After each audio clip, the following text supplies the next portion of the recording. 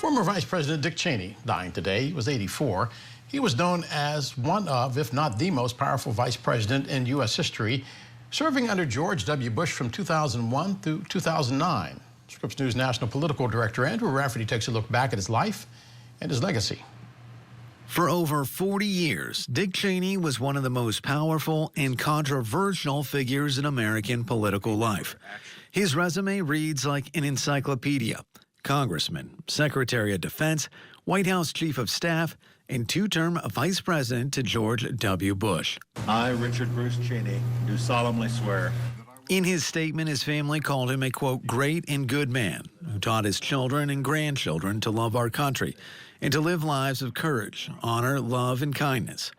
Cheney was a man of the Mountain West. He came of age in Casper, Wyoming, a state he would represent 6 terms in the U.S. House.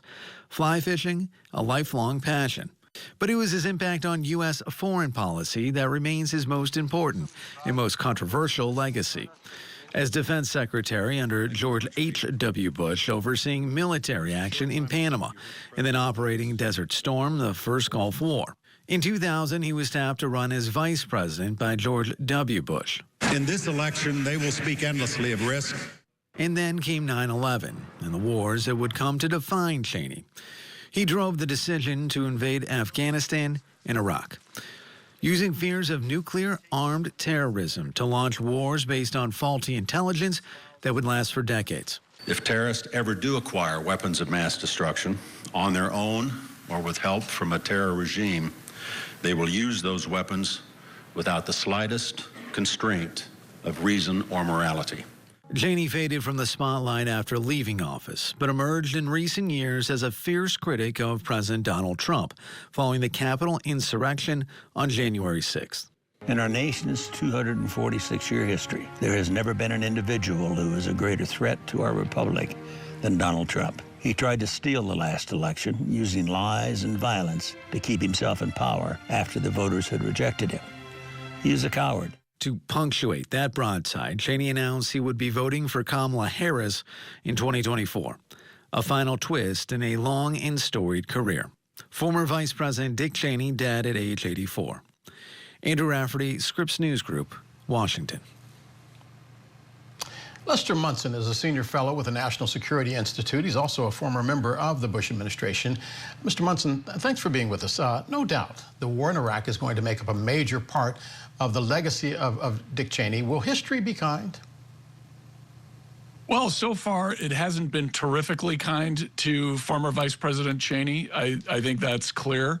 I'm not sure that's fair. He was above all a patriot. He cared about his country. He was unafraid to defend it in any circumstance. He was in political life for a long time, and like any politician, did some really terrific things and may have made some mistakes along the way, but he never flinched in putting America first at the top of his priority list, and I hope that's the way he's remembered. Lester, I was in the anchor seat in Washington, D.C. on September 11th. After the attack, as you know, there was a fervor to get them, much in the same way that Israel went after Hamas after it was attacked. Will historians provide the proper lens as it looks back on that chapter in American history? Well, I think the decision to go to war in Afghanistan was really made by al-Qaeda when they attacked us. The Bush administration, I think, very much did the right thing by going into Afghanistan and eliminating the Taliban government there and going after al-Qaeda.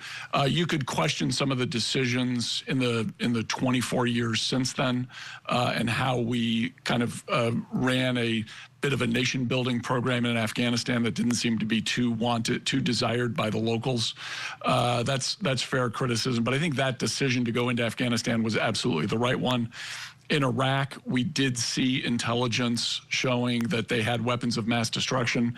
That intelligence ended up being wrong, largely wrong, and Iraq did, in fact, not possess weapons of mass destruction. So I think history is going to be pretty tough on that Iraq question and the decision to go into Iraq. I will say, there were lives lost in that war. They were not in vain. Iraq is perhaps flawed, but a democracy today. and while not perfect in any sense, is a vast improvement over the days of Saddam Hussein. So again, yes, history can be a tough judge, and Dick Cheney was unafraid to kind of go in and help make some tough decisions. Let's point out he was not the president. That was George W. Bush, who actually made the decision to go into Afghanistan and Iraq. Dick Cheney was there by his side and clearly played an important role. But at the end of the day, the real author, of course, was President Bush. Two men whose lives were linked, Dick Cheney and Colin Powell, both of them part of George H.W. Bush's administration and also George W. Bush's administration, both men making decisions about war. History has been kind to Colin Powell. Do you think it will treat Dick Cheney the same way? You know, for some reason, Dick Cheney attracts all of this criticism. There's a Hollywood movie that basically mocked him for a couple of hours, which I thought was totally unfair. Dick Cheney was, again, was above all concerned about the security of his fellow Americans. He helped make some tough decisions. I think, generally speaking, he gave terrific advice to President Bush and helped him to focus on the things that mattered. And in the years since 9/11, there was not another terrorist attack on U.S. soil. And there was a clip earlier about him talking about if terrorists got nuclear weapons. Thank God we never faced that situation. Dick Cheney was focused on things that maybe it was a small chance it could happen, but if there was any chance at all, it was something the U.S. had to deal with. 9/11 taught us that people were out there to do bad things to the United States, and he was there to answer that call, I think, at the right time. He said that was his #1 responsibility, was to make sure that we were not attacked again, he said, and we were not. A younger generation will see him differently. They say that they'll look back and say he broke with his own party and backed a Democrat. Kamala Harris, your thoughts on that? Well, you know, again, Dick Cheney, unafraid to say what he thinks. He clearly did not like President Trump. He was unafraid to say so. You saw that in other members of his family as well. And I think, you know, looking back on his life, he lived 84 long years. By the way, he was never really in great health. It's kind of amazing. He lasted 84 years, and in that way, it's a blessing. He was not afraid. He called it as he saw it. He had judgments. He was a very smart man. He was very well studied. He knew his brief. And I think at the end of the day, he was a real credit to the United States. Lester, final question before I let you go. Only have a few seconds left. Should Donald Trump attend his funeral? Well, that's a great question. I hope he does. It would show some real magnanimity on the part of the president to go to the funeral of someone who, you know, very obviously did not like him very much.